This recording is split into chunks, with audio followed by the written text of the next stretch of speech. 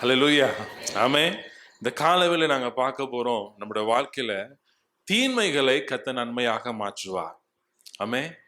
பக்கத்துல பார்த்து சொல்லுங்க, தீமையை பார்த்து கவலைப்படாதீங்க, கர்த்தர் நன்மையான காரியம் செய்வார். ஆமென். நான் சொன்னேன் பக்கத்தவங்களை பார்த்து சொல்லி, பாதி பேர் என்னைய பார்த்து தான் சொல்றீங்க. ஆமென். இந்த காலை பொழுது நாங்க வாசிப்போம் ஆதியாகமம் புத்தகத்துல 45ஆம் அதிகாரத்துல 15வது வசனம்.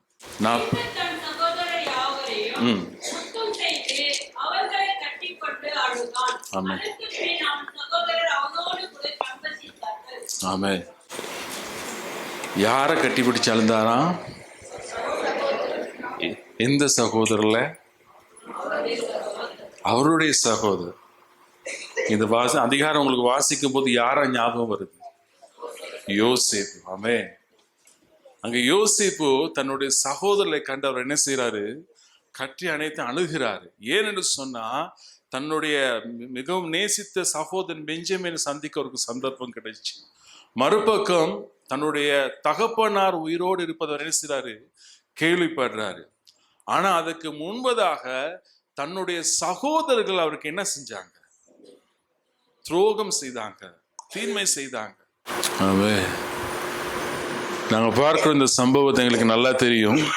யோசேப்பு இப்ப அவர் என்ன செய்யறாரு? சும்மா இல்ல, தன்னுடைய சகோதரனுக்கு உதவி தான் செய்ய போனாரு. தன் தகப்பன் சொல்றாரு, போனவங்களை காணமிச்ச நாள் ஆச்சு, போய் பார்த்துட்டு வா, முடிஞ்சா கொஞ்சம் ஆகாரத்தை எடுத்துட்டு போ.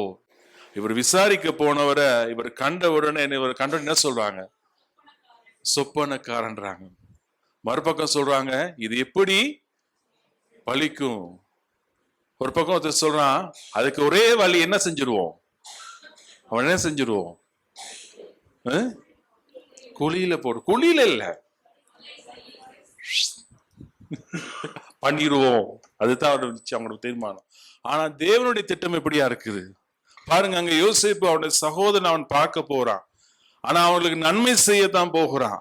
அந்த நன்மை செய்ய போகும்போது ஆனா அவருடைய சகோதரருடைய இருதயத்துக்குள்ள என்ன இருக்குது? ஒரு கசப்பு, ஒரு வெறுப்பு.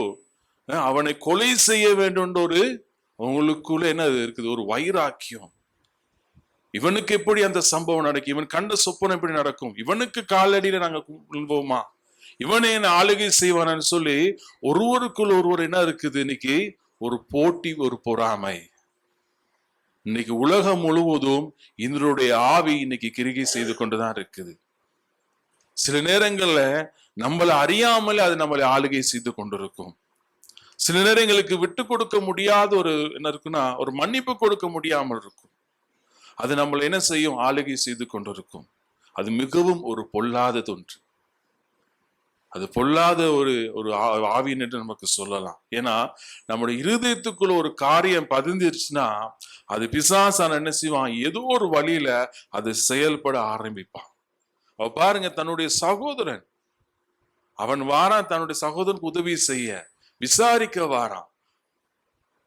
ஆனா அவங்களுக்குள்ள மனசுல இருக்குது, இந்த பார் வாரான் சொப்பனக்காரன், இதுதான் நமக்கு கிடைச்ச ஒரு நல்ல ஒரு சந்தர்ப்பம், இது மிஸ் பண்ணிடக்கூடாது. இவரை நாங்க என்ன செஞ்சிருவோம்? கொலை செஞ்சிருவோம். ஆனா கர்த்தருடைய திட்டம் எப்படியா இருக்குது? அதுல ரூபன் மாத்திரம் தான் கொஞ்சம் யோசிக்கிற, அடே இல்ல, இவனை எப்படியாவது நான் பாதுகாத்துறணும், இவனை திருப்பி நான் தகப்பன இடத்துல கொண்டு போகணும்னு அவரு முயற்சி செய்யறாரு. ஆனா அந்த சந்தர்ப்பத்துல பார்த்து அவனை என்ன செஞ்சுறாங்க? குழியில போட்டுடுறாங்க. அங்க சொல்லப்பட்டிருக்க அந்த குழி அது என்ன மிகவும் ஒரு பயங்கரமானது ஒன்று சொல்லி, விஷப்பூச்சிகள் சர்ப்பங்கள் நிறைந்தது என்று சொல்லப்பட்டிருக்குது. சில நேரம் அவனை கொலை செய்யறதுக்கு ஒரு சமனான ஒரு இடத்துல தான் அவனை போட்டாங்க. ஆனாலும் கர்த்தர் என்ன செய்யறாரு? அவனை மீட்டுக் கொள்கிறார். தாவீது சொல்றான், மரண பள்ளத்தாக்கில் நடந்தாலும் நான் பொல்லாப்புக்கு பயப்படே, தேவரி இது கூட இருக்கிறேன். ஆமென். அங்க யோசேப்போடும் கர்த்தர் கூட இருந்தா, அதே கர்த்தர் தான் இன்னைக்கு நம்மளோடும் கூட இருக்கிறார். ஆமென். நமக்கு அநேக பொல்லாப்புக்கு தீமைகள் சூழ்ந்து கொண்டேதான் இருக்கும். பிசாசுக்கு தெரியும் எந்த நேரத்தை நம்மள வஞ்சிக்கலாம். ஆனா கர்த்தருடைய கரம் நம்மளோடு கூட இருக்கும். ஆமென். அப்ப அங்க பாருங்க, யோசேப்புக்கு இப்படியான ஒரு சம்பவம் நடக்கும்போது, ஆனா அவன் போய் அங்கே பார்வோனுடைய வீட்டுல அவன் நடந்த எல்லா சம்பவம் உங்களுக்கு தெரியும். ஆனா அவன் இப்ப எங்க இருக்கிறான்? ராஜாவுடைய 2வது சிங்காசனத்தில் அமர்ந்திருக்கும் பொழுது அவருடைய சகோதரர் வாராங்க. அதுக்கு பின் அவன மற்ற சகோதரன் இருக்கிறானா உயிரோடுகள்லாம் கேள்விப்பட்ட பொழுது அவனுக்கு தாங்கிக் கொள்ள முடியல. அவன் என்ன செய்ய, அவர்களை அரவணைத்து கொண்டு முத்தம் செய்து, அப்பொழுது அவன் சொல்றாங்க, நான் அவனுடைய சகோதரன் என்று சொல்லி. ஆனா அதற்கு பின்பதாக அவனுடைய தகப்பனார் மரித்த பின்பதாக அவன் சொல்றான் பாருங்க, ஒரு வார்த்தை ஒண்ணு, அருமையான ஒரு வார்த்தை ஒண்ணு. ஆதியாகமம் 50ஆம் அதிகாரத்துல 20வது வசனத்துல நாங்க வாசிக்கிறோம்.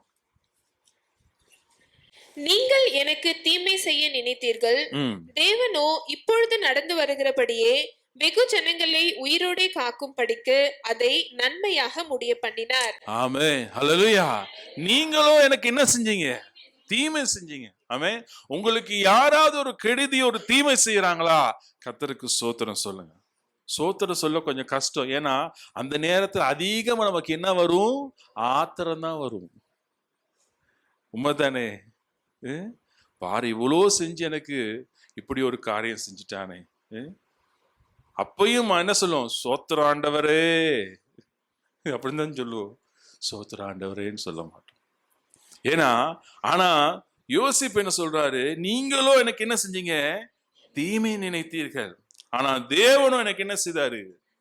நன்மையாக நன்மை மாத்திரமல்ல, அநேகருக்கு என்ன செஞ்சிருக்காரு? உயிரோடு காக்கும்படி. அப்ப பாருங்க, சில நேரங்கள் நமக்கு தீமைகள் பொல்லாப்புக்கு நேரிடும் போது கர்த்தர் அதுக்கேற்ற ஒரு திட்டம் வைத்திருப்பார், ஒரு நன்மையான காரியத்தை வைத்திருப்பார். அதுதான் கர்த்தருடைய பிளான். சில நேரங்கள் அதை ஆண்டவர் நமக்கு கற்றுக் கொடுப்பார். இந்த பார், இதுதான் மனுஷன், ஆனா கர்த்தர் சொல்ல, நான் உன்னோடு கூட இருக்கிறேன். ஆமே, அதுதான் கர்த்தர் செய்ற நன்மையான ஈவு. உண்மையிலே இந்த தேவ செய்தி நான் ஆயத்தப்படுத்தும் போது கர்த்தர் அநேக காரியங்கள் என்னோடு கற்றுக் கொடுத்தார். இந்த 2024 வருஷத்துல நான் நினைக்கிறேன் மார்ச் மாசம், பிப்ரவரி மாசத்துல நான் ஸ்தாபனத்துல ஊழியம் செய்யும் போது, அந்த ஸ்தாபனத்துல ஒரு 100க்கு மேற்பட்ட சபைகள் இருக்குது. அதில் நான் ஒரு 27 சபைகளுக்கு பொறுப்பாக பார்க்கிறேன். அப்ப அந்த போர்ட்ல நானும் ஒரு மெம்பரா இருக்கிறேன். அப்ப போர்ட்ல நானும் இன்னொரு மெம்பரும் ஒரு சாதாரண ஒரு 4-5 மணித்தியாலம் தூரம் ஒரு பிரயாணம் ஒன்று போக இருந்துச்சு. இப்போ போகும்போது அவருடைய வாகனத்தை நான் தான் ஓட்டிட்டு போறேன். அப்ப அவர் அடிக்கடி தூங்கிறன்னா சொன்னாரு, பாஸ் நீங்க ஓட்டிட்டு வாங்க அப்படி. அப்போ ஓட்டிக்கொண்டு வரும்போது அவர் அதிகமா தொலைபேசி பேசும்போது போனை லவுடுக்கு போட்டு தான் கதைப்பார். அப்ப அவருக்கு திடீர்னு ஒரு கால் ஒன்று வந்துச்சு. வந்தோடனே சொன்னார், பாச இந்த நாங்க மே மாசத்துலயோ ஏப்ரல் நினைக்கிறேன், பாச மோகன் சிலாசிரம் மீட்டிங் ஒன்று இருக்குது, இலங்கையிலேருந்து ஒரு 150 பாஸ் போதகர் மாதிரில கூட்டிட்டு போறாங்க. அப்போ உங்களுக்கு தெரிஞ்ச ஒரு 50 போதகரை நீங்க சொல்லலாம், அவங்களே நாங்க கூட்டிட்டு போறோம்ட்டு. அப்ப அது என்னுடைய காதுல கேட்குது. இப்ப நான் தான் ஓட்டிட்டு போறேன். இப்ப என்னோட பக்கத்துல இருக்கிறாரு, ஒரே ஸ்தாபனத்துல. அப்ப அவர் எல்லாருக்கும் கால் பண்றாரு, இப்படி போறோம், உங்களோட பாஸ்போர்ட் இருக்குதா, பாஸ்போர்ட் போட்டோ நான் வாட்ஸ்அப்ல போடுங்க, எல்லாத்தையும் கதைச்சு இருக்கிறாரு. பக்கத்துல நான் தான் ஓட்டிட்டு போறேன். என் பக்கத்தை கூட பார்க்க மாட்டேங்கிட்டாரு. சரி போவோம். அப்புறம் இன்னொருத்தவங்க கேட்ட, பாச எத்தனை நாள் பயணம் அப்படின்ட்டு சொன்னாரு, ஒரு 2 கிழமை 1 கிழமை எல்லா இடத்தும் கூட்டிட்டு போறாங்க, நிறைய விஷயங்கள் சொல்றாங்க. நானும் பார்த்தேன், எப்படா கூப்பிடுவாரான்ட்டு. அவர் வேலையை செஞ்சுக்கிட்டு தான் போறாரு. இத்தனைக்கு நாங்க ஒரே ஸ்தாபனத்துல இருக்கிறோம், ஒரே போர்ட்ல இருக்கிறோம். அது கூட பரவாயில்ல, ஒரே கூரைக்கு கீழே தான் இருக்கிறோம். ஒரே வீட்டுல அவர் மேமாடியில இருக்கார், நான் கீழ்மாடியில இருக்கிறேன். அப்ப நான் யோசிக்கும் போது எனக்கு அந்த நேரத்தில் ஒரு ஞாபகம் வந்துச்சு, இயேசு கிறிஸ்து மரியாதை சொன்னது போல, இன்னும் உன் வேலை வரவில்லை, இன்னும் என் வேலை வரல, எனக்கு கிடைக்கல. அப்ப நான் சொன்னேன், சரி சோத்திர ஆண்டவரே.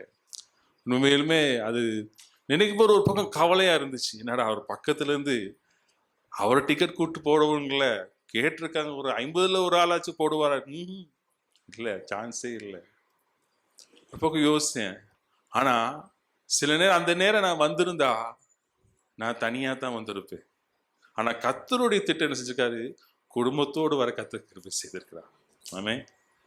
அதுதான் கர்த்தருடைய பிளான். சில நேரங்கள்ல நமக்கு தீமை நடக்கும்போது சில நேரம் துக்கமா இருக்கும், கவலையா இருக்கும். ஆனா ஆண்டவருடைய பிளான் அதை நன்மையாக மாற்றுவார். அது அதிசயங்கள் காண பண்ணுவார். நாங்கள் எண்ணுக்கடங்காத நன்மைகளை செய்கிறவர் தான் நம்முடைய கர்த்தர். அல்லேலூயா, ஆமென். அதனால தீமை வந்தா நீ என்ன சொல்ல போறீங்க? சோத்திரம் சொல்ல போறீங்க. ஆனா சோத்திரம் சொல்லுங்க, என்ன சொல்லக்கூடாது? என்னத்துல சொல்லக்கூடாது? ஆத்திரத்தோடு சொல்லிடாதீங்க. அது ஒரு நாளும் என்ன செஞ்சிடாது, உங்கள் ஜெபம் கேட்கப்படாம போயிடும். கர்த்தர் அநேக நன்மைகள் செய்வார். ஏன்னா நம்ம மனதால செய்கிற ஒவ்வொரு காரியத்தையும் கர்த்தர் நிறைவாக ஆசீர்வதிக்கிறவர். அல்லேலூயா, ஆமென். அப்ப யோசிப்பு சொல்றாரு, நீங்களும் எனக்கு என்ன செஞ்சீங்க? தீமை நினைத்தீர்கள். ஆனா தேவனும் எனக்கு என்ன செய்தாரு? இப்பொழுது தேவன் எனக்கு என்ன செஞ்சாரு? நன்மையாக மாற்றினால் வெகு ஜனங்கள், அநேக ஜனங்களுக்கு உயிர் வாழும்படி, அவங்களுக்கு உதவியாக இருக்கும்படி அவர் நன்மை செய்தார். அல்லேலூயா.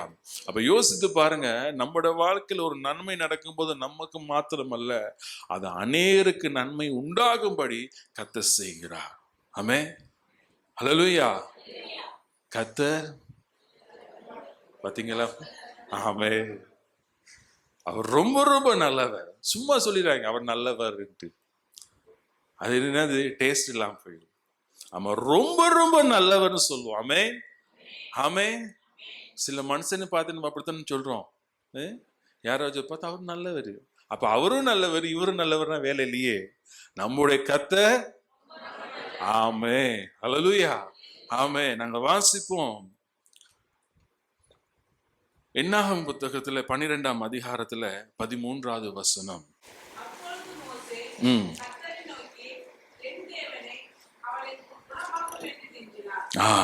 இங்கே ஒரு யோசிப்புக்கு, இந்த மோசைக்கு ஒரு தீமை நடக்குது. அங்க ஆரோன் மிரியான் என்ன செய்றாங்க? பேசிக்கொள்றாங்க. இவரோடு மாத்திரம் ஆண்டவர் பேசுவாரா? இவரோடு மட்டும் இடைப்படுவாரா? இவருக்கு மாத்திரம் தான் எந்த நேரம் பேசி கொண்டிருப்பாரு சொல்லி அவங்களுக்குள்ள ஒரு விமர்சனம் போய் கொண்டிருக்குது. ஆனா இவருக்கு பேசின சத்தம் கர்த்தருடைய காதிலே எட்டியது. அவன் எட்டிய பொழுது ஆண்டவர் சொல்றாரு, அப்ப அவருக்கு, அந்த மீதியானுக்கு, அவனுக்கு ஒரு சரீரத்தில் ஒரு குஷ்ட ரோகம் மாதிரி ஒன்று வந்துருச்சு. இதை போய் அங்க மோசே கிட்ட சொல்றாங்க. மோசே சொல்ற, ஆண்டவரே இவங்களை என்ன செஞ்சிருங்க? குணமாக்குங்க. தனக்கு தீமை தான் செஞ்சாங்க, ஆனா அவர் அவங்களுக்கு போயிட்டு என்ன சொல்றாரு? நன்மையானது சொல்றாரு. அது மாத்திரமல்ல, அந்த இடத்துல ஆண்டவரே இவர் மோசையை குறிச்சு ஒரு சர்டிபிகேட் கொடுக்கிறாரு. நீங்க வாசிங்க என்னாகமத்துல 12ஆம் அதிகாரத்துல 3வது வசனத்தை நாங்க வாசிக்கும் பொழுது, மோசேயானவன் பூமியில் உள்ள சகல மனிதரிலும் மிகுந்த சாந்த குணம் உள்ளவனாய் இருந்தான். சடிதியிலே கர்த்தர் மோசேயையும் ஆரோனையும் மிரியாமையும் நோக்கி, நீங்கள் 3 பேரும் ஆசரிப்பு கூடாரத்துக்கு புறப்பட்டு வாங்கள் என்றார். 3 பேரும் போனார்கள். கர்த்தர் மேகத்தூணில் இறங்கி கூடார வாசலிலே நின்று ஆரோனையும் மிரியாமையும் கூப்பிட்டார். அவர்கள் இருவரும் போனார்கள். அப்பொழுது அவர், என் வார்த்தைகளை கேளுங்கள். உங்களுக்குள்ளே ஒருவன் தீர்க்கதரிசியாய் இருந்தால், கர்த்தராகிய நான் தரிசனத்தில் என்னை அவனுக்கு வெளிப்படுத்தி சொப்பனத்தில் அவனோடே பேசுவேன். என் தாசனாகிய மோசேயோ அப்படிப்பட்டவன் அல்ல. என் வீட்டில் எங்கும் அவன் உண்மை உள்ளவன். நான் அவனுடன் மறைபொருளாக அல்ல, முகமுகமாகவும் பிரத்யட்சமாகவும் பேசுகிறேன். அவன் கர்த்தரின் சாயலை காண்கிறான். இப்படி இருக்க நீங்கள் என் தாசனாகிய மோசேக்கு விரோதமாய் பேச உங்களுக்கு பயமில்லாமற் போனதென்ன என்றார். கர்த்தருடைய கோபம் அவர்கள் மேல் மூண்டது. அவர் போய்விட்டார். மேகம் கூடாரத்தை விட்டு நீங்கி போயிற்று. மிரியாம் உறைந்த மழையின் வெண்மை போன்ற குஷ்டரோகி ஆனாள். ஆரோன் மிரியாமை பார்த்தபோது அவள் குஷ்டரோகியாய் இருக்க கண்டான். அப்பொழுது ஆரோன் மோசேயை நோக்கி, என் ஆண்டவனே, நாங்கள் புத்தியீனமாய் செய்த இந்த பாவத்தை எங்கள் மேல் சுமத்தாதிரும். தன் தாயின் கர்ப்பத்தில் பாதி மாம்சம் அழுகி செத்து விழுந்த பிள்ளையை போல அவள் ஆகாதிருப்பாளாக என்றான். அப்பொழுது மோசே கர்த்தரை நோக்கி, என் தேவனே, அவளை குணமாக்கும் என்று கெஞ்சினான். ஆமென், அல்லேலூயா, ஆமென். இந்த இருதயம் எத்தனை பேருக்கு இருக்குது? கையை தூக்கிறாதீங்க, யோசிச்சு பாருங்க. நாங்க ஒவ்வொரு நாளும் கர்த்தருடைய சமூகத்தில் அமரும்போது நம்முடைய இருதயம் எப்படி இருக்குன்னு கொஞ்சம் யோசிச்சு பாருங்க. சில நேரங்கள்ல நமக்கு விரோதமாய் செய்தவங்கெல்லாம் சில நேரம் ஞாபகம் வருவாங்க. வராங்களா? வராங்க. அப்ப அந்த நேரம் நாங்க எப்படி ஜெபிப்போம்? சில நேரம் ஆண்டவரே சோத்திரம், அவனை ஆசீர்வதி நிலையில ஆசீர்வதிப்போம். சில அந்த நபர் வந்து ஆண்டவரே அவனை ஆசீர்வதி, ஆண்டவரே எப்படி ஆசீர்வதிக்கும்? ஏன் நம்முடைய உள்ள என்னது, அந்த காயம், அந்த வேதனை நமக்கு என்ன செய்யும்? நம்மளுடைய டோனை மாத்திடும். ஆனா ஆண்டவர் சொல்றாரு, மோசே எப்படிப்பட்ட தேவனுடைய ஆலயத்துல அதோட சமூகத்துல எப்படி இருக்கா? உண்மை உள்ளவனாக இருந்தான். ஆண்டவர் மோசைக்கு ரகசியம் பேசல, முகமுகமாய் பேசினார், எல்லாவற்றையும் வெளிப்படுத்தினார். ஆனா அப்படி இருக்கும்போது இவங்க அவருக்கு தீங்கு செய்யும் போது கர்த்தரே அவருக்காக என்ன செய்யறாரு? யுத்தம் செய்யறார், கிரியை செய்யறாரு. ஆனாலும் இது கேள்விப்பட்ட மோசே போய் திருப்பி என்ன செய்யறாரு? இவங்க இடத்த ஆண்டவரே அவளை குணமாக்கும், அவனை குணமாக்கும். சில நேரங்கள்ல நாங்க சபைகள்ல சாட்சி சொல்றோம். நமக்கு யாராச்சும் ஒரு விரோதிக்கு ஏதோ ஒரு காரியம் நடந்து நம்ம என்ன சொல்லுவோம்? கர்த்தர் எனக்காக யாவையும் செய்து முடித்தார், என் விண்ணப்பம் கேட்கப்பட்டது நாங்க சொல்றோம். சில நேரங்களுக்கு ஆனா அந்த ஆத்துமாவுக்காக நாங்க பரிந்து பேசுறோமா? அதுவும் ஒரு ஆத்துமா. நாம் கர்த்தர் நம்முடைய இருதயத்தை காண்கிறவராய் இருக்கிறார். ஆனா மோசே என்ன செய்யற? ஆண்டவர் அவனை குணமாக்கும், அவனை சுகப்படுத்தும் தான் சொல்றார். ஆகவே நம்மளுடைய இருதயத்துல கூட அந்த உள்ளம் இருக்குமானா கர்த்தர் நம்ம நாள்தோறும் அவர் நமக்கு நன்மை செய்வார், அற்புதம் செய்வார், எதிர்பாராத நன்மைகளை செய்வார். அவர் நம்முடைய பாதைகளை செவ்வாய்ப்படுத்தி கொடுக்கிற தேவனா இருக்கிறார். அல்லேலூயா, ஆமென். நாங்கள் அடுத்த அதிகாரத்துக்கு போவோமா? அந்த 1 சாமுவேல் புத்தகத்துல 24ஆம் அதிகாரத்துல 17வது வசனம். தாவீதை பார்த்து, நீ என்னை பார்க்கிலும் நீதிமான், நீ எனக்கு நன்மை செய்தாய், நானோ உனக்கு தீமை செய்தேன். நீ எனக்கு நன்மை செய்ததை இன்று விளங்க பண்ணினாய். கர்த்தர் என்னை உன் கையில் ஒப்பு கொடுத்திருந்தும் நீ என்னை கொன்று போடவில்லை. ஒருவன் தன் மாற்றானை கண்டுபிடித்தால் அவனை சுகமே போக விடுவானோ? இன்று நீ எனக்கு செய்த நன்மைக்காக கர்த்தர் உனக்கு நன்மை செய்வாராக. நீ நிச்சயமாக ராஜாவாய் இருப்பாய் என்றும் இஸ்ரவேலின் ராஜ்யபாரம் உன் கையில் நிலைவரப்படும் என்றும் அறிவேன். இப்போதும் நீ எனக்கு பின்னிருக்கும் என் சந்ததியை வேறு அறுப்பதில்லை என்றும் என் தகப்பன் வீட்டாரில் என் பெயரை அழித்து போடுவதில்லை என்றும் கர்த்தர் மேல் எனக்கு ஆணையிட்டு கொடு என்றான். அப்பொழுது தாவீது சவுலுக்கு ஆணையிட்டு கொடுத்தான். பின்பு சவுல் தன் வீட்டுக்கு புறப்பட்டு போனான். தாவீதும் அவன் மனுஷரும் அரணிப்பான இடத்திற்கு ஏறி போனார்கள். இங்க நாங்க பார்க்கிறோம், நீங்க 1 சாமுவேல் 24ஆம் அதிகாரம் வாசிக்கும் பொழுது சவுலுக்கு ஒரு செய்தி வருது, தாவீது இந்த இடத்துல இருக்கிறான். அப்ப சவுல் தீர்மானிக்கிறாரு, இதுதான் எனக்கு கிடைச்ச ஒரு நல்ல சந்தர்ப்பம், இதை நான் மிஸ் பண்ணிடக்கூடாது. ஆனா எத்தனையோ தடவை சவுல் என்ன செஞ்சார்? தாவீதை கொலை செய்ய முயற்சி பார்த்துக்கிட்டு இருந்தார். எனக்கு நல்ல பாட்டு ஒன்று இருக்கு, குறிப்பாத்த அன்பு சவுலின் கரம். நினைக்கிறேன் யாரு நல்ல ஃபேமஸான ஒரு பாட்டு நினைக்கிறேன். ஆனாலும் அதுல இருந்து பாதுகாத்தது கர்த்தருடைய தயவு. அப்ப இந்த தாவீதை கொலை செய்ய சவுல் இப்ப என்ன செய்யறாரு? ஒரு திட்டம் போட்டுட்டாரு. திட்டம் போட்டு எல்லாம் பிளான் பண்ணியிருக்கும் போது இவர் போறாரு. ஆனா அங்க நடந்தது என்னதுன்னா, இங்க போகும்போது இடையில சவுலுக்கு ஏதோ ஒரு பிரச்சனை வந்துருச்சு. ஏதோ சாப்பிடக்கூடாத ஒன்று சாப்பிட்டாரு போல, அதனால போக வேண்டிய இடத்துக்கு ஓடிட்டார். ஆனா அங்க வரும்போது தாவீதுக்கு சொல்றாங்க, இந்த பாருங்க உங்க சத்துரு இருக்கிறாரு, ஆண்டவர் உங்க கையிலே கொடுத்துட்டாரு, இப்ப இவனை நீங்க கொலை செய்யலான்னு தாவீதுக்கு சொல்லும் போது தாவீது என்ன செய்யறாரு? அவனுடைய சால்வையில் ஒரு துண்டை எடுத்துட்டு வெளியே வரும்போது அவன் உள்ளத்துல ஒரு மனசுல வேதனை, அடே நான் செஞ்சது தவறா இருக்குன்ட்டு. ஆனா மத்தவங்க சொல்றாங்க, இது உங்களுக்கு கிடைச்ச ஒரு நல்ல சந்தர்ப்பம், இப்ப இவனை கொலை செய்யுங்க அப்படின்ட்டு. அப்ப தாவீது சொல்றாரு, அபிஷேகம் பண்ணப்பட்டவர் மேல் என்னால செய்ய முடியாது, கை போட முடியாது, இது என்னால செய்ய முடியாது. இன்றைக்கு நாங்க அபிஷேகம் பண்ணப்பட்டவர்களுக்கு நாங்க என்ன செய்து கொண்டிருக்கிறோம் சொல்லுங்க?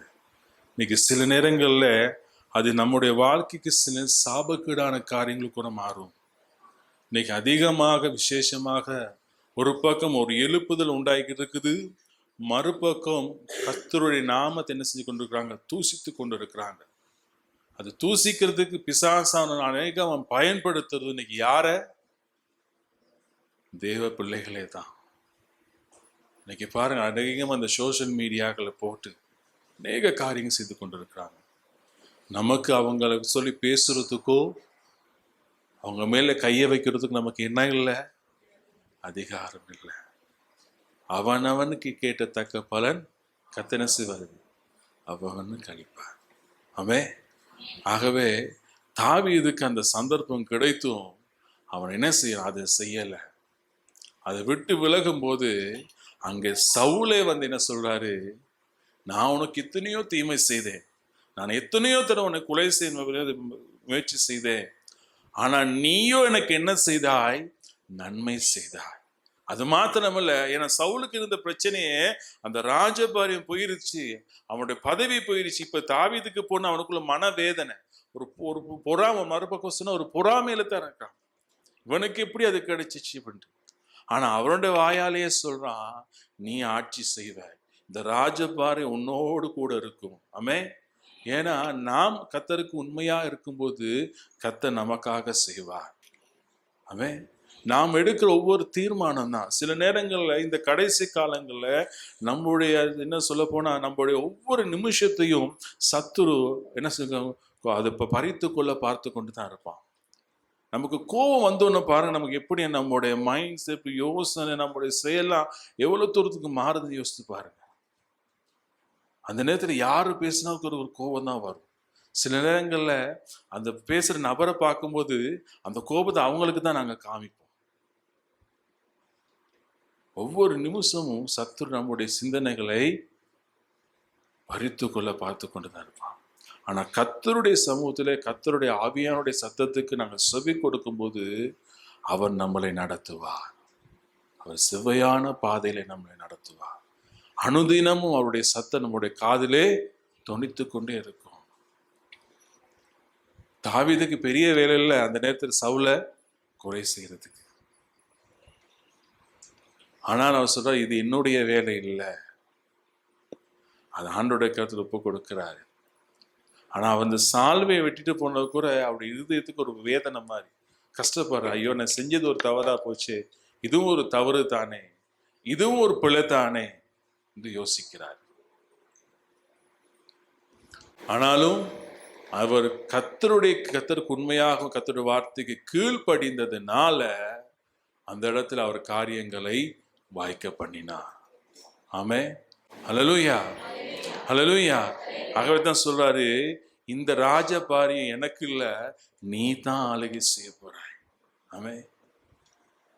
யோசித்து பாருங்க, கர்த்தர் நியமித்தார்னா அவர் அதை நடத்துவார். ஆமென். அதற்காக நாங்க கலங்க தேவையில்லை. நாம் அவருடைய கையில் எங்களை என்ன செய்ய வேண்டும்? ஒப்பு கொடுக்க வேண்டும். சத்துரு எந்த நேரமும் நமக்கு சில நேரங்கள்ல சில சபைகளுக்குள்ளே நம்மளுக்கு உருவாக்குவான்.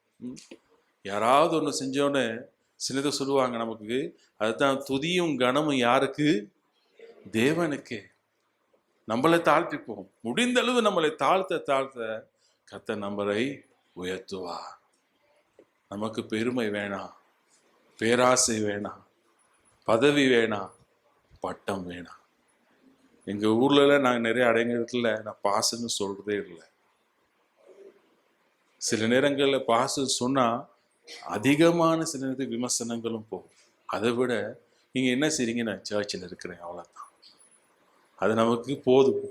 அதுல பாதி நேரம் நம்ம தப்பிச்சு கொள்வோம். ஆகவே கர்த்தர் அங்கே தாவீதுக்கு சொன்ன கர்த்தர் என்ன செய்றாரு? அந்த ராஜபாரியத்தை அவருக்கு கொடுக்கிறாரு. சில நேரங்களில் சவுல் அது எத்தனையோ தர முயற்சி செய்தாரு, இல்லை அவனை அழித்து போடணும், இவனுக்கு எப்படி அந்த ராஜபாரியத்தை கொடுக்கிறது, இல்லை இவனுக்கு கொடுக்க முடியாது அவர் திட்டம் பண்ணார். ஆனா அவருடைய வாயிலே சொல்லுகிறாரு, இல்ல இந்த ராஜபாரியம் நீ உனக்கு தான், நீ தான் இந்த தேசத்தை இனிவ நாட்கள்ல ஆளுகை செய்ய போறா, கர்த்தர் உன்னோடு கூட இருக்கிறார். ஆமென், ஆமென். அடுத்த பகுதி நாங்க பார்ப்போம். தன் ஆவியை மனுஷன் எப்படி இருக்கிறானா? பாலான பட்டம். ஒரு பக்கம் சொல்லிருக்கு, இந்த மதில் என்ன செய்யப்பட்டிருக்குது? இடிக்கப்பட்டிருக்கு. அப்ப மதில் இடிக்கப்பட்டுச்சுன்னா அதுல இருக்க எல்லா பாதுகாப்பும் எல்லாம் போயிடும். நாங்கள் வரும்போது பாச காமிச்சாரு, இங்கே வேலூர்ல இருக்கிற அந்த கோட்டை அது எப்படி ஒரு பாதுகாப்பு இருக்குன்னு சொல்லி. ஒரு பக்கம் பாதுகாப்பு இருக்குது, கீழே சுற்றி ஒரு தண்ணி இருக்குது. இப்பதான் சொன்னா அந்த காலத்து ராஜாக்கு அதுக்கு அது தார முடியாதபடி முதலிலையும் போட்டிருந்தாங்கன்னு சொல்லி. அப்ப அந்த பட்டணம் என்ன செய்யப்பட்டிருக்கு? எல்லா பக்கமும் பாதுகாக்கப்பட்டிருக்குது.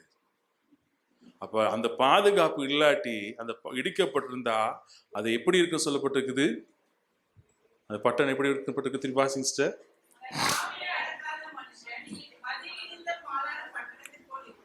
தன் ஆவியை யோசிச்சு பாருங்க. நம்முடைய ஆவி, நம்முடைய ஆத்மா, சரீரத்தை எப்பொழுதும் தேவனோடு இருக்கும்படி ஒப்பு கொடுக்க வேண்டும். ஆவியான நம்மளை வழி நடத்துவா. அவருடைய ஆளுகையின் காலத்துல தான் நீங்களும் நான் இருக்கிறோம். அவருடைய சமூகத்துக்குள்ள தான் நாங்க இருக்கிறோம். அவரோடு நாம் இருக்கும்போது அவருடைய பிரசன்னம் நம்மளை என்ன செய்யும்? வழி நடத்தும். அவருடைய மெல்லிய சத்தம் நம்முடைய காதல் எப்பொழுதுமே தொனித்து கொண்டே இருக்கும். பாருங்க, நீதிமொழிகள் புத்தகத்துல இன்னொரு அதிகாரம் 16ஆம் அதிகாரத்துல 7வது வசனம் சொல்லப்பட்டிருக்கு பாருங்க.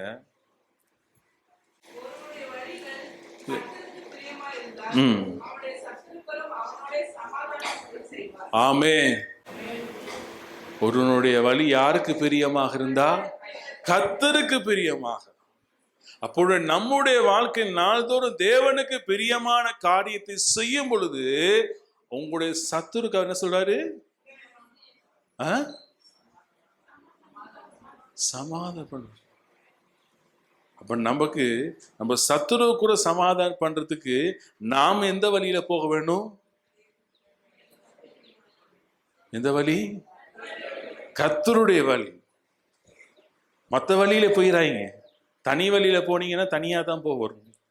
ஆனா கர்த்தருடைய வழியில போனீங்கன்னா ஆவியானவர் உங்களோடு கூட இருப்பா. ஆமென். அவருடைய சமூகம் உங்களோடு கூட இருக்கும். அவருடைய பிரசன்னம் உங்களோடு கூட இருக்கும். அவருடைய அபிஷேகம் உங்களோடு கூட இருக்கும். நீங்க போகிற இடமெல்லாம் கர்த்தர் எல்லா காரியங்களையும் வாய்க்க பண்ணுவார். ஆமென். அதுக்கு நாம் என்ன செய்யணும்? ஒவ்வொரு நாளும் அவருடைய வழியை நாங்க தேடணும். அவருடைய சித்தத்தை நாங்க செய்ய வேண்டும். அவருக்கு பிரியமான காரியத்தை நாங்க செய்ய வேண்டும். ஆண்டவராகிய இயேசு கிறிஸ்து சிலுவையின் மரணத்தை கொண்டு போகும்போது, அவரை பிடிக்கும் போது, நமக்கு முன்னுக்கு அவர் சீசல் ஒருத்தர் என்ன செஞ்சாரு? நம்ம பேதுரு அண்ணன் என்ன செஞ்சாரு? மறுதளிக்க முன்னுக்கு ஒரு செஞ்சாரு. யாரு பட்டயத்தை எடுத்தது? என்ன செஞ்சாரு? யாருக்கு காத போர்ச்சியர் கதை வெட்டினோன்னு இயேசு கிறிஸ்து என்ன செஞ்சாரு? எதுல ஒட்டினாரு? காதல தான் ஒட்டினாரு. அதான் எதுல ஒட்டினாரு? எங்க ஒன்னால ஒரு நல்ல கம் ஒன்று இருக்கு, சூப்பர் குளூன்னு சொல்லி ஒட்டினது தான். அதுல ஒட்டினாரு இல்ல. தன்னை கொலை செய்ய வந்தவர்களுக்கு அவருக்கு என்ன செய்யறாரு? நன்மை தான் செய்தார். அதனால்தான் அவருக்கு சிலுவை என்பது சொல்றாரு, பிதாவே இவர்களை மன்னியும். அது மாத்திரமா சொன்னாரு, தாங்கள் செய்வது என்று அறியாதபடி. அவங்க அறியாமையில செஞ்சாங்க, தெரிஞ்சு தான் செஞ்சாங்க. ஆனாலும் அவர் மன்னிப்பை கொடுக்கும்போது அங்க பரலோகத்தை என்ன செய்யப்பட்டுச்சு? அங்கிருந்து ஒரு சத்தம் கேட்கப்பட்டுச்சு. மறுபக்கம் என பூமி அதரப்பட்டுச்சு. அந்த வார்த்தையை கேட்டிருந்த போர் சிவருடைய இருதயம் என்ன செய்யுது? வார்த்தையினாலே குத்தப்பட்டுச்சு. உண்மையிலே நாம் மனம் திறந்து ஒருத்தர் மன்னிப்பை கொடுக்கும்போது அந்த இடத்துல ஆவியானவர் ஆளுகை செய்வார். ஆகவே தான் இயேசு கிறிஸ்து சொல்றார், நீ காணிக்கை கொடுக்க முடியாது, போய் உன் சகோதர இடத்துல ஒப்புரவாகும். இந்த காலவில் நீங்க ஆண்டோட வார்த்தை கேட்ட பின்புதான் அந்த காணிக்கையை போட்டீங்க. இப்ப எங்களை திருச்சபையில நாங்க வேத வார்த்தைகள் முடிந்த பின்புதான் நாங்க காணிக்கிறோம். ஏன்னா அவங்க ஒப்புரவாகி மனந்திரும்பி போடுகிறது தான் அது சபைக்கும் சபையும் ஊழியத்தும் அவருடைய கரத்துக்கும் ஒரு ஆசீர்வாதமாக இருக்கும். ஆமென். ஆகவே நாம் நம்முடைய வாழ்க்கையில் செய்கிற ஒவ்வொரு காரியத்திலும் கர்த்தர் நன்மையான காரியங்களை செய்வார். ஆமென். அவர் நமக்கு நன்மையும் கிருபையும் நாளெல்லாம் தொடர செய்கிறவராய் இருக்கிறார். ஆமென். ஒரு நாள் மாத்திரமே நாங்கள் நீடித்த உயிரோடு இருக்கிற நாளெல்லாம் அவர் நன்மையான காரியங்கள் செய்ய விரும்புகிறார். ஆகவே அன்னைக்கு சீஷர் இடத்துல சொன்னார், நான் என் இடத்துல நீங்க கற்றுக்கொண்ட ஒவ்வொரு காரியத்தையும் போய் நீங்க மற்றவங்களுக்கு கற்றுக் கொடுங்க. இன்னைக்கு கர்த்தர் உங்களை என்னையும் அதற்காக தான் அந்த பூமியில வைத்திருக்கிறார். நாம் அவருடைய அடிச்சூடை பின்பற்றி அவருடைய அன்பை நாங்கள் வெளிப்படுத்த கத்தங்களை வைத்திருக்கிறார். ஆமென். ஹல்லேலூயா. ஆகவே போதகர் சொன்னது போல இங்க செய்த ஒவ்வொரு ஊழியமும் மிகவும் கர்த்தர் நன்மையாக ஆசீர்வதிப்பார். ஆமென். விசேஷமா அந்த ஜிப்ரிஸ் மற்ற ஊழியத்துக்காக நாங்களும் ஜெபிக்கிறோம். கர்த்தர் பெரிய காரியங்களை செய்வார். ஆமென். விசேஷமா பாஸ்டர் சொன்னது போல நாங்களும் எங்களோட ஊழியத்துல ஒரு 10 வருஷமா இந்த ஒவ்வொரு டிசம்பர்ல நாங்களும் உடுப்பு கலெக்ட் பண்ணி எங்க இருக்கிற சில இடங்களுக்கு பலமே நாங்கள் அனுப்பி கொண்டே தான் இருக்கிறோம். உண்மையிலே அது ஒரு வித்தியாசமான ஒரு ஆசீர்வாதம். நீங்க கொடுக்க கொடுக்க கொடுக்க கர்த்தர் உங்களுக்கு கொடுத்து கொண்டே தான் இருப்பாங்க. ஆமென். இந்த ஊழியத்துக்கு நான் வரும்போது நான் ஒரு ஃபோன் கம்பெனியில தான் வேலை செஞ்சேன். அப்போ ஃபோன் நெசசரிஸ் எல்லாம் கொண்டு வரல. உண்மையில அந்த கம்பெனி அந்த ஷாப்புக்கு நான் பொறுப்பா இருக்கேன்னா அவங்க எனக்கு சொன்னாங்க, நீ போய் உன்னுடைய பாஸ்போர்ட் எடுத்துக்கொண்டு வா, அடுத்த முறை நீ பேங்காக்கு போறதுக்குன்னு சொல்லி அந்த பாஸ்போர்ட் எடுக்கிறதுக்காகத்தான் நான் வீட்டுக்கு அப்போ மனைவி அவங்களுடைய சபையில தான் நாங்கள் இருந்தோம். அப்போ போகும்போது அந்த இடத்துல நடந்த 3 நாள் கூட்டத்தில் தான் கர்த்தர் என்னை ஊழியத்துக்கு அழைச்சார். அப்போ அழைக்கும் பொழுது அதுக்கு முந்தைய என்னோட மனைவி அடிக்கடி சொல்லுவாங்க, நம்ம 2 பேரும் ஊழியம் செய்வோம். சில போதுமானது சொல்லுவாங்க, ஊழியம் செய்யுங்க, கர்த்தர் உங்களது ஊழியத்தை வச்சிருக்காரு. நான் ஒன்று சொல்வேன், எப்பார் உன்னை அழைச்சாருன்னா நீ செய், ஏன் என்னைய கூப்பிடுற? என்னைய கூப்பிடல, எனக்கு நிறைய வேலை இருக்குது. நான் அப்படிதான் சொல்வேன். எனக்கு எங்கள் வீடை கட்டணும், எங்கள் அக்காவுக்கு கல்யாணம் கட்டி கொடுக்கணும், நான் கார் வாங்கணும். ஏன்னா நான் எல்லாம் வச்சு விட்டுன்னு சொன்ன எனக்கு கார் வாங்கணும், எல்லாம் வாங்கணும் பார்ப்போம். ஆனால் அந்த நேரத்தில் கர்த்தர் அந்த 3 நாள் கூட்டத்தில் கடைசி நிமிஷம் நான் போகிறதுக்கு ரெடியாக நான் வைப்பிட்டு சொன்னேன், இந்த சர்வீஸ் முடிஞ்சோன்னே நான் ஓடிடுவேன், நான் பேக் எடுத்துகிட்டு போயிடுவேன், நீங்கள் பார்த்துக்கங்க சொல்லி. கடைசி என் ஆத்துமா சொல்லும்பொழுது அந்த வந்த தேவதாசன் எங்களை அழைச்சார், வாக்கு தத்துவங்களோடு அந்த சொன்னார். அந்த நேரம் என்னோட உள்ளம் குத்தப்பட்டுச்சு, இது கேட்டு இது கர்த்தருடைய சத்தம். அன்னைக்கு நான் கீழ்ப்படிஞ்சேன். அந்த ஊழியத்துக்கு வரும்போது என்கிட்ட இருந்தது 2 ட்ரௌசரும் ஒரு 3 டிஷர்ட் தான், வேற ஒண்ணுமே இல்லை. ஏன்னா என்னுடைய எல்லா உடுப்புமே நான் வேலை செய்கிற இடத்துல வச்சுட்டு வந்துட்டேன். அப்போ அவர் ஒரு ரோமன் கேத்தலிக் சேர்ந்தவர். அப்போ அவர் திருப்பி ஒரு 2 கிழமை பிறகு நான் சொன்னேன், இப்படி நான் ஊழியத்துக்கு ஒப்பு கொடுத்துட்டேன், நான் இனி வேலைக்கு வரல. அப்போ அந்த ஓனர் எனக்கு கண்ட மாதிரி தூசணத்தில் ஏசி சொல்லிட்டாரு, இனி நீங்கிட்டு வராது. மற்ற சொல்லிட்டாரு, நீ ஒரு மடத்தனமா ஒரு முட்டாள் வேலை ஒன்று செஞ்சுட்ட அப்படின்ட்டு. மறுபக்கம் நான் ஒரு மாசம் சென்று எனக்கு என்னோட உடுப்பு இல்லாதனால அதை நான் எடுக்க போகும்போது அவர் என்னுடைய கோபத்தினால அவர் வீட்டில் தான் நான் தங்கியிருந்தேன். அவருடைய அண்ணன் ஒரு ஹோட்டலில் வேலை செய்கிறவங்களோட ரூமில் என்னுடைய உடுப்பெல்லாம் போட்டிருந்தாங்க. அங்கே இருந்தவங்கெல்லாம் அதை களவு எடுத்துட்டாங்க, நிறைய சாமான் எடுத்துட்டாங்க. எனக்கு அந்த காலத்தில் அந்த உருளோஸ் பைத்தியம் ஒன்று இருந்துச்சு. அப்போ நல்ல ஒரு பெருமதியான ஒரு ப்ளவுஸ் ஒன்று இருந்துச்சு, அது எல்லாம் போயிடுச்சு. அப்போ அவன் சொன்னாங்க, ஐயோ உன்னுடைய எடுத்துட்டான். அப்போ எனக்கு ஆண்டோட ஒரு சத்தம் கேட்டுச்சு, ரெட்டிப்பான நன்மையான காரியம் தருவேன்னு ஒரு வார்த்தை சத்தம் கேட்டுச்சு. நான் சரின்னு சொல்லி ஊருக்கு திருப்பி எங்களுடைய ஊழியம் செய்கிற ஊருக்கு வந்தோடனே என்னுடைய மனைவியாருடைய மாமியார், அதான் அவங்களோட அப்பாவுடைய அக்கா, அவங்க ஒரு ஊழியக்காரி, அவங்க ஒரு ஜெபக்கூட்டத்துக்கு போய் சொன்னாங்க, தம்பி நான் இருக்கிறேன், பஸ்ஸில் இருக்கேன், இப்போ கீழே வாங்க, சாமான் கொஞ்சம் இருக்குன்னு. அப்போ நான் வரும்போது என்கிட்ட ஒரு பெரிய பேக் கொடுத்தாங்க. நான் தூக்கிட்டு வீட்டுக்கு வந்துட்டு சொன்னாங்க, நான் போன வீட்டில் ஒரு வீட்டு கூட்டத்தில் சொந்தக்காரவங்க தான், அவர் துபாயிலேருந்து வந்திருக்கிறாரு, சில உடுப்பு கொஞ்சம் கொடுத்தாரு, கொஞ்சம் போட்டு பாருங்க. அது அவ்வளவும் எனக்கு சரியா இருக்குது.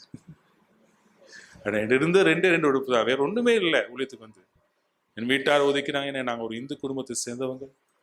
நான் ரட்சிக்கப்பட்ட பிறகு சொல்லிட்டாங்க, நீ இல்லை ஒதுங்கிடு. ஏன்னா எங்கள் அப்பா கோயிலில் அந்த பூசைக்கு கணக்கு வழக்கு எழுதுறது. என்னோட தம்பி அடிக்கடி இங்கே இந்த சபரிமலை கோவிலுக்கு வருவாங்க, அம்மா வருவாங்க. ஆரம்ப காலத்தில் 2001 பாஸ்போர்ட்லாம் எடுத்துட்டேன். அப்பயே என்னை தீர்மானிச்சாங்க, ஒரு முறை இவனுக்கு கட்டாயம் அந்த சபரிமலைக்கு கூட்டிகிட்டு போயிடணுன்ட்டு. நான் ஒடியாந்துட்டேன். இப்போ கொழும்பு பட்டணத்துக்கு வந்துட்டேன். ஏன்னா எங்களோட தாய் தகப்பனுடைய திருமணம் நடந்தது இலங்கையில் ஃபேமஸான இடம் கதிர்காமன்னு சொல்லி, அங்கே தான் நடந்துச்சு. நல்ல நேரம் நான் அடிக்கடி எங்கள் அம்மா சொல்லுவேன், நல்ல நேரம் அங்கே நடந்துச்சு, ஆனாலும் எனக்கும் தம்பிக்கு அங்கோல பேரை வைக்கல, எனக்கு கணபதின்னு பேர் வைக்கல, என் தம்பிக்கு முருகன் பேர் வைக்க வேண்டியது. ஆனால் கர்த்தருடைய திட்டம் அதுதான். ஆனால் உண்மையிலுமே அந்த ஊழியம் அந்த எங்களுக்கு கிடைச்ச ஆசீர்வாதம். அதுக்கு பிறகு நாங்கள் கொழும்பு பட்டணத்துக்கு வந்த பிறகு இந்த ஊழியத்தை நாங்கள் ஆரம்பிக்கும் போது அநேக ஊழியர் சேர்த்து நாங்கள் ஒவ்வொரு இடத்துக்கு அனுப்புவோம். இன்னைக்கு வரைக்கும் சொல்ல போனால் இந்த ஊழியத்தில் நான் அதிகமாக உடை வாங்கினது குறவு. இங்கே வரனால தான் இந்த ஷர்ட் தைச்சேன், இல்லாட்டி அதுவும் தச்சிருக்கப்போ இருந்துச்சு, அது கொஞ்சம் ஃபேட் ஆயிடுச்சு. வைஃப் சொல்லிட்டாங்க, இல்லை இது வேணாம் வந்து தைங்க சொல்லி. இன்னைக்கு வரைக்கும் கர்த்தர் நன்மையான காரியங்களை செய்து கொண்டிருக்கிறார். ஆமென். அவருக்கு பிரியமான நம்ம காரியம் செய்ய செய்ய அவர் அற்புதங்களை செய்வார். ஆமென். எத்தனையோ தீமைகள், எத்தனையோ அவமானங்கள் வந்துச்சு, ஆனால் அது பொறுமையா இருக்கும்போது அதற்கேற்ற இரட்டிப்பான நன்மைகளை கர்த்தர் கொடுப்பார். ஆமென். ஹல்லேலூயா.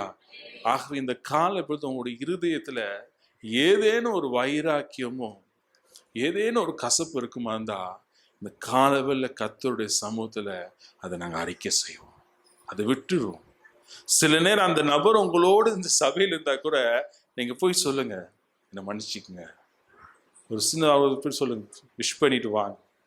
கர்த்தர் அந்த இடத்துல நன்மையானதை செய்வார். ஆமென். ஏன்னா தீமைகளை நன்மையாக மாற்றுகிறவர். ஆமென். நான் நினைக்கிறேன் நம்மளோட பேக்மன் செய்கிற பாட்டு இருக்குது, நடப்பதெல்லாம் நன்மைக்கே நன்றி சொல்லுவே.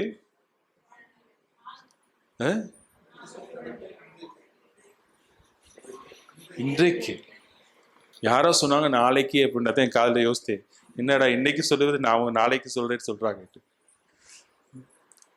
ஆமென். கர்த்தர் நம்முடைய வாழ்க்கையிலே தீமைகளை நன்மையாக மாற்றுகிறவராக இருக்கிறார். ஆகவே உங்களுடைய இருதயத்துக்குள்ள அந்த தீமையான ஏதேனும் ஒரு காரியம் சில நேரங்களில் உங்களோட வாழ்க்கையில சிறு வயதில் ஏற்பட்ட ஒரு சம்பவம் கூட உங்களுடைய இருதயத்துக்குள்ளே குத்தி கொண்டு இருக்கலாம்.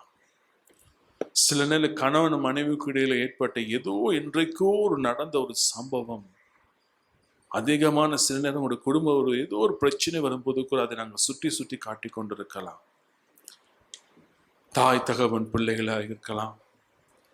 சில நேரம் சபை ஊழியருக்கு ஏதோ சொன்ன ஒரு வார்த்தை கூட அது ஏதோ ஒரு மூலையில இருந்து கொண்டு அடிக்கடி உங்களுடைய வாழ்க்கையில ஒரு பாதிப்பை ஏற்படுத்திக் கொண்டே இருக்கலாம். அன்றைக்கு யோசேப்பு சொல்லுகிறான், நீங்களும் எனக்கு தீமைக்காக நீங்க செய்தீங்க, ஆனா தேவனும் அதை நன்மையாக மாற்றினார். அநேகர் ஜீவிக்கும்படி, உயிரோடு இருக்கும்படி, காக்கும்படி அது நன்மையாக மாற்றினார். ஆகவே நம்முடைய வாழ்க்கையிலும் தீமைகளை நன்மையாக மாற்றுகிற கர்த்தர் நம்மளோடு இருக்கிறார். இந்த காலப்பொழுதில் ஆண்டவருடைய சமூகத்துல சொல்லுங்க, ஆண்டவரே அதை விட்டு விலக எனக்கு கிருபை செய்யுங்க, அதை விட்டு விலக கிருபை செய்யுங்க. உங்களோடு நான் பேசிக்கொண்டிருக்கிறேன். நான் என்னுடைய வாழ்க்கையில கூட எத்தனையோ தீமைகள் வந்திருக்குது. ஒரு முறை என்னுடைய வீட்டில் நடந்த ஒரு காரியத்தின் நிமித்தம் ஒரு நபரை நான் கொலை செய்ய கூட நான் தீர்மானித்திருந்தேன். ஆனால் நான் ரட்சிக்கப்பட்டேன், ஞானஸ்தானம் எடுத்திருந்தேன். ஆனால் என்னுடைய உள்ளத்துல எந்நேரமும் அந்த கோபம் எனக்குள்ளே இருந்தது. ஒரு நாள் தேவனுடைய சமூகத்தில் நான் அமர்ந்து ஜெபிக்கும் போது அந்த நபரை ஆண்டவர் எனக்கு காண்பித்தார். அவனுக்கு அந்த மன்னிப்பு கொடுக்கும்படி சொன்னார். நான் முழு மனதோடு அந்த நபருக்கு மன்னிப்பை கொடுக்கும் போதுதான் பரிசுத்த ஆவியானவரால் தொடப்பட்டேன். பரிசுத்த ஆவியினால் தொடப்பட்டு அவருடைய மெல்லிய சத்தம் என்னுடைய காதில் கேட்கப்பட்டது. சில நேரங்கள் இன்றைக்கு உலக சத்தம் நம்முடைய காதில் கேட்டுக்கொண்டிருக்கலாம். தேவனுடைய சித்தம் செய்ய முடியாதபடி பிசாசனங்களை வஞ்சித்து கொண்டிருக்கலாம். ஆனால் இந்த காலவில் நான் கர்த்தரிடத்தில் எங்களை ஒப்பு கொடுப்போம்.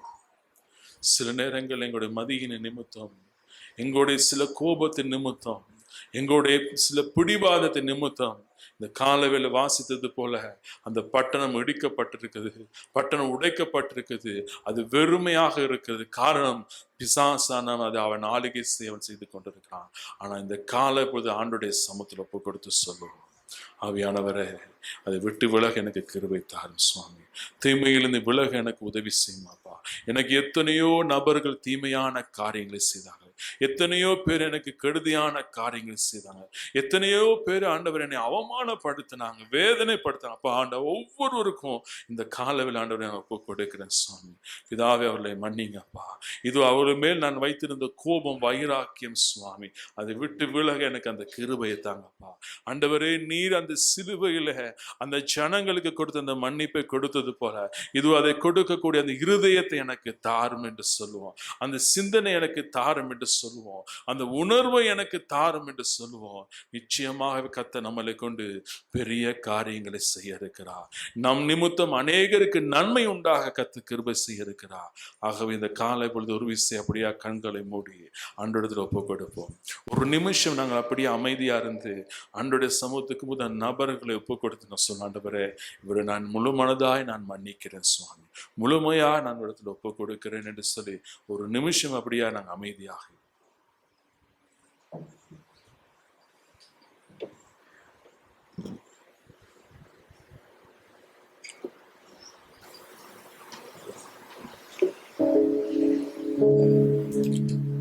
அனைத்தும் கிறிஸ்துவுக்கே, எந்தன் அனைத்தும் அர்ப்பணமே. அனைத்தும் கிறிஸ்துவுக்கே, எந்தன் அனைத்தும் அர்ப்பணமே. என் முழு தன்மைகள் அனைத்தும் கிறிஸ்துவுக்கே, என் முழு தன்மைகள் காவல்களும் அனைத்தும் கிறிஸ்துவுக்கே. அர்ப்பணித்தேன் என்னை முற்றிலுமாய், அற்புத நாதா உம் கரைக்கு. அனைத்தும் உமக்கு சொந்தமென்று அன்பரே என்னையே தத்தம் செய்தேன். அனைத்தும் உமக்கு சொந்தமென்று அன்பரே என்னையே தத்தம் செய்தேன். யாவரும் எழுந்து நின்று இந்த காலை நேரத்தில் நம்மை அர்ப்பணிப்போம். ஆண்டவரிடத்திலே நம்மிடத்தில் இருக்கிற எல்லா வைராக்கியங்கள், கசப்புகள், கோபங்கள், மற்றவர்கள் மீது இருக்கிற எந்த விதமான காரியமாயிருந்தாலும் அந்த கசப்பான தன்மையோடு கூட இந்த ஆலயத்திலிருந்து நம்ம வெளியே போக வேண்டாம். இங்கிருந்து வெளியே போக முன்பு அவைகளை ஆண்டவரிடத்தில் அறிக்கை செய்து விடுவோம். நீதிமொழிகள் 28:16 வாசிக்கிறோம், தன்னுடைய பாவங்களை மறைக்கிறவன் வாழ்வடைய மாட்டான், அவைகளை அறிக்கை செய்து விட்டு விடுகிறவனோ தேவனிடத்தில் இரக்கம் பெறுவான். இந்த இடத்துல தேவனுடைய இரக்கங்களை முன்னிட்டு, தேவனுடைய இரக்கங்களை நாம் வேண்டிக் கொண்டு நம்முடைய பாவங்களை அறிக்கை செய்து, நம்முடைய கசப்புகளை மறந்து, நம்முடைய கோபங்களை மறந்து, பழி வாங்க வேண்டும் என்ற எண்ணங்களை மறந்து ஒரு புதிய சிந்தனையோடு கூட இங்கிருந்து செல்லுவோம். இப்படி இருக்க ஒருவன் கிறிஸ்துவுக்குள் இருந்தால் அவன் புது சிருஷ்டியாயிருக்கிறான். பழையவைகள் எல்லாம் ஒளிந்து போயின, எல்லாம் பழையவைகளையும் இன்றைக்கு ஒழித்து இங்கிருந்து போகும் பொழுது ஒரு புது சிருஷ்டியாக, ஆண்டவருக்குள்ளாக ஒரு புது சிருஷ்டியாக நாம் செல்லுவோம். ஆண்டவர் நம்மை ஆசீர்வதிப்பார். சேர்ந்து ஒரு முறை கூட நாம் அர்ப்பணித்து பாடுவோம். அர்ப்பணிப்பிற்கு அடையாளமாக கரைகளை உயர்த்த ஆர்வமாயிருந்தால் கலங்களை உயர்த்தி பாடுவோம். அனைத்தும் கிறிஸ்துவுக்கே, எந்த அனைத்தும் அர்ப்பணமே. அனைத்தும் கிறிஸ்துவுக்கே, எந்த அனைத்தும் அர்ப்பணமே. என் முழு தன்மைகள் ஆவல்களும் அனைத்தும் கிறிஸ்துவுக்கே. என் முழு தன்மைகள் ஆவல்களும் அனைத்தும் கிறிஸ்துவுக்கே. எங்கள் அன்பின் பரலோக பிதாவே, உம்முடைய குமாரனாகிய இயேசு கிறிஸ்துவின் நாமத்தில் உம்முடைய சமூகத்துக்கு நாங்கள் வருகிறோம். இந்த உலகத்திலே எங்களுக்கு தீமையாக எண்ணப்படுகின்ற எல்லா காரியங்களையும் தேவன் நன்மையாக மாற்றி முடிக்க வல்லமை உள்ளவர். ஆண்டவரே, எங்களுடைய வாழ்விலே நடைபெறுகிற சம்பவங்கள் எல்லாம் நீர் நன்மையாக மாற்றி முடிக்கிறவர். ஆண்டவரே, ஆண்டவரே, நாங்கள் உம்மை நேசிக்கும் பொழுது, நாங்கள் உம்மிடத்தில் இன்னுமாக நெருங்கி சேரும் பொழுது, எங்களுக்கு இன்னும் அதிகமான தீமைகள் வந்தாலும் அவை எல்லாவற்றையும் நீர் நன்மையாக மாற்றி முடிக்கிறவர். அதற்காக நாங்கள் ஸ்தோத்திரம் செலுத்துகிறோம். நன்மையாக மாற்றுகிற தேவனுக்கு நாங்கள் நன்றி செலுத்துகிறோம். எங்கள் வாழ்வில் இருக்கிற எல்லா கசப்புகளையும் மறக்க பண்ணுவீராக ஆண்டவரே. நாங்கள் யார் மூலம் ஆண்டு யார் மேல அது கசப்போடு கோபத்தோடு இருப்போம் என்று சொன்னால், இந்த ஆலயத்தை விட்டு வெளியே போக முன்பு நாங்கள் அவர்களை அறிக்கை எடுக்கிறோம். சமாதானத்தின் தேவன் எங்களுக்கு சமாதானத்தை பெருக்க பண்ணுவீராக. உங்களுடைய வசனம் சொல்லுகிறது, அவர் உங்களுடைய அக்கிரமங்களை எல்லாம் மன்னித்து உங்கள் நோய்களை எல்லாம் குணமாக்கி உங்களுடைய பிராணனை அழிவுக்கு விலக்கி காத்துக் கொள்வார் என்று சொல்லி, எங்களுடைய அக்கிரமங்கள் மன்னிக்கப்படுவதாக, எங்களுடைய பாவங்கள் மன்னிக்கப்படுவதாக, அதன் மூலமாய் நாங்கள் சுகத்தையும் பெற்றுக் கொள்வோம். ஆண்டவரே, வந்திருக்கிற ஜனங்களை சமாதானத்தோடு போக பண்ணுவீராக. அவர்களை நாங்கள் ஆசீர்வதிக்கிறோம். அவர்களுடைய இருதயத்தில் எந்த விதமான விசாரங்கள் இருந்தாலும் அவைகளை மாற்றி சமாதானத்தோடு போக பண்ணுவீராக. நன்மையும் கிருபையும் ஆசீர்வாதமும் சமாதானமும் அவர்களை தொடர்ந்து செல்வதாக. இந்த வாரம் முழுவதும் எங்களை ஆசீர்வதித்துக் கொள்ளும். மீண்டுமாக கர்த்தருடைய நாளுக்குள்ளாக நாங்கள் வரும் வரைக்கும் எங்களை பாதுகாத்துக் கொள்ளும். அது வரைக்கும் நாங்கள் ஒருவருக்காக ஒருவர் செபித்து உங்களுடைய பிரமாணத்தை நாங்கள் நிறைவேற்ற உதவி செய்வீராக. வார்த்தையை கொண்டு உங்களுடைய தாசனையும் குடும்பத்தையும் கர்த்தர் ஆசீர்வதியும். இலங்கை தேசத்திற்காக செபிக்கிறோம். இந்த தேசத்தில் நடைபெற ஊழியர்களுக்காக செபிக்கிறோம். சாந்தி பொன் அம்மாவுக்காக அவர்கள் மூலமாக செய்யப்படுகிற ஊழியர்களுக்காக செபிக்கிறோம். எங்கள் மூலமாக இலங்கையில் செய்யப்படுகின்ற ஊழியர்களை கர்த்தர் ஆசீர்வதிக்க நாங்கள் ஒப்புக்கொண்டு செபிக்கிறோம். ஆண்டவரே, உமக்கே எல்லா துதி கனமும் மகிமையும் நாங்கள் செலுத்துகிறோம். இயேசு கிறிஸ்துவின் நாமத்தில் செபிக்கிறோம் எங்கள் நல்ல பிதாவே. என் ஆத்துமாவே கர்த்தரை ஸ்தோத்திரி, என் முழு உரிமையுடைய பிரசநாமத்தை ஸ்தோத்திரி. என் ஆத்துமாவே கர்த்தரை ஸ்தோத்திரி, அவர் செய்த சகல உபகாரங்களை மறவாதே.